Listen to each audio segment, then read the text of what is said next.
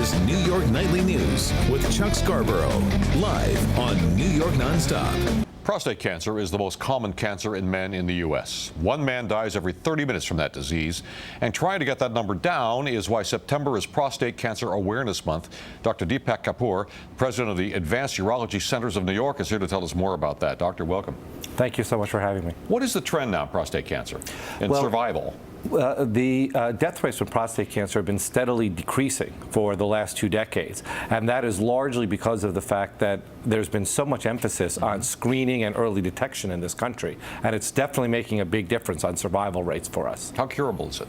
Well, if it's caught early, prostate cancer is almost always treatable, but tragically, so many men don't go ahead and have a simple blood test and physical examination that literally could save their lives.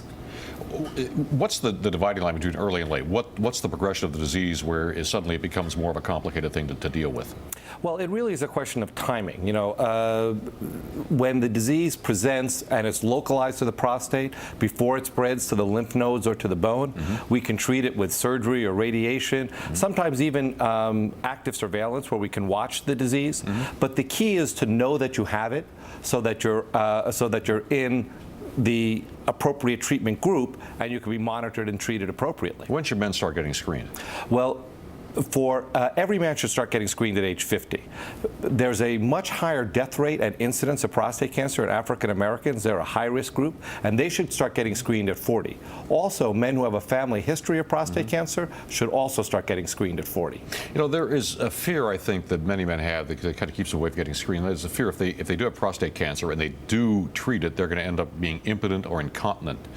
How has the batting average been now on treatment, preserving those two things instead of causing it to happen? That's a great point, and I think that the most important consideration is that almost invariably any side effects of therapy are treatable.